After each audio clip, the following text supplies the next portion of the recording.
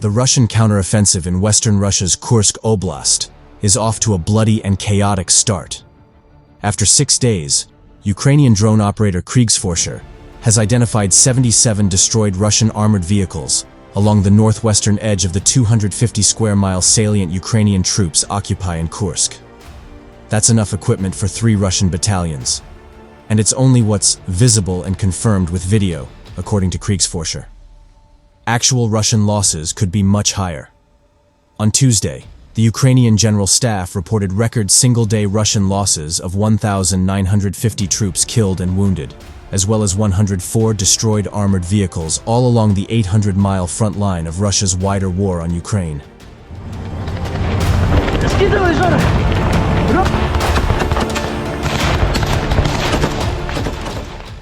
The ongoing battle in Kursk accounts for a disproportionate share of these losses, as the fighting there is at least twice as intense as the fighting in other sectors, according to the Ukrainian Center for Defense Strategies.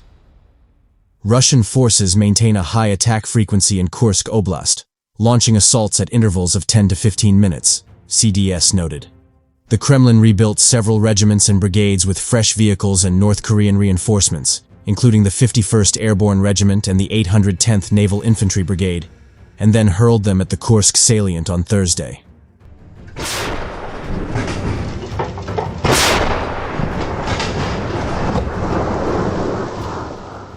Generally speaking, they are pushing to capture as much as possible for many reasons. Analyst Andrew Perpetua wrote about the Russians. First, they are running out of resources to fight the war. Second, their economy is shit. Third, they view Ukraine as vulnerable. Fourth, they see the United States as utterly impotent. Nearly a week later, the 810th Naval Infantry Brigade has consolidated its positions around the village of Pogrebki, on the edge of the salient. But it's done so at the cost of potentially dozens of vehicles, including factory-fresh BTR-82s and hundreds of people.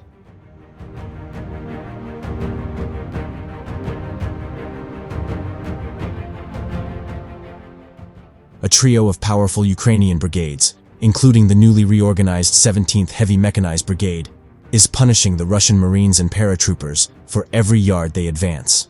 Incredibly, local Ukrainian forces have even managed to counterattack in a few places along the front line in Kursk, ultimately advancing slightly near Novoivanovka, according to CDS. The fighting shows no sign of letting up. Amid the uncertainty of extreme and unsustainable losses and global political change, the Russians are going for broke in Kursk.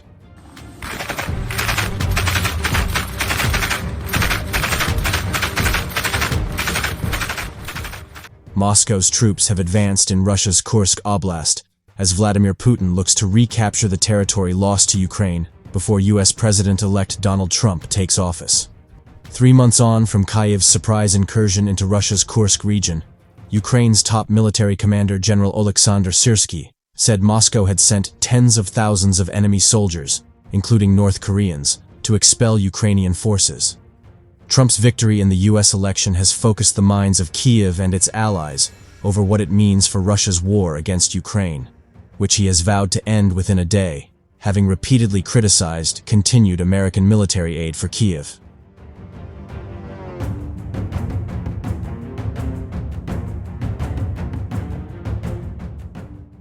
UK newspaper The Telegraph cited a British Defence Intelligence assessment it said showed that Moscow is likely to increase kamikaze drone attacks on Ukrainian positions using new launch sites close to the border.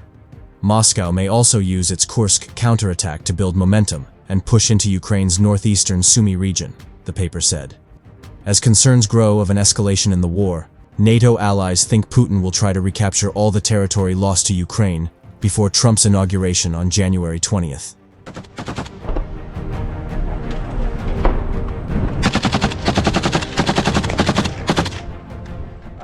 I expect that Trump would certainly grant President Volodymyr Zelensky more flexibility and resources, so Kyiv can get a solid leverage for battlefield victories, a ceasefire deal, or a peace deal, or all of that. Viktor Kovalenko, a Ukrainian analyst and military veteran from 2014 to 2015, told Newsweek. He said that Trump's approach means that Zelensky's team have to be open for considering any scenarios, as the hot conventional war of attrition with a nuclear power is a unique, never-experienced situation. It requires a non-traditional resolution which we can't fully imagine yet, Kovalenko added.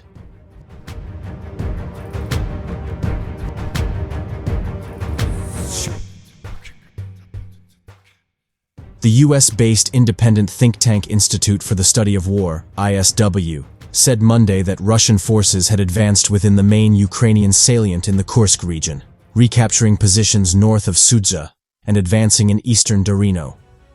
Ukraine's Pivnich, Northern Operational Command spokesperson, Colonel Vadim Maisnik, said Russian forces are conducting a high tempo of ground attacks in intervals of 10 to 15 minutes consisting of air, drone, and multiple launch rocket systems, MLRS strikes against Sumy, Chernihiv, and Kharkiv oblasts.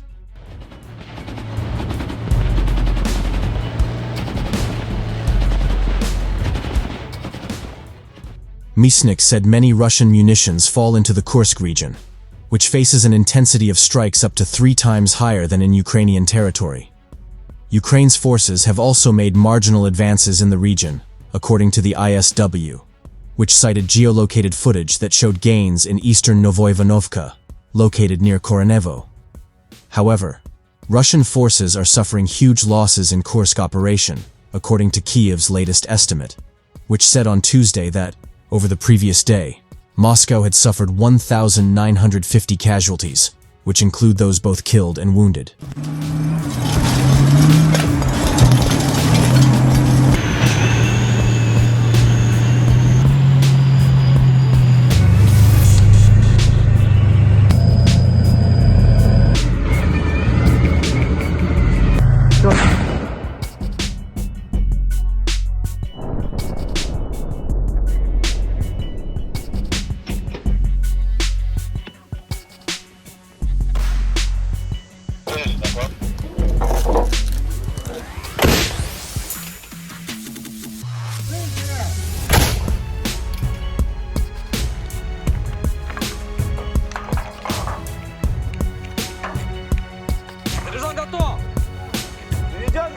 Орудие! Выстрел!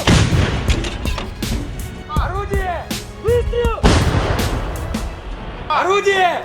Выстрел!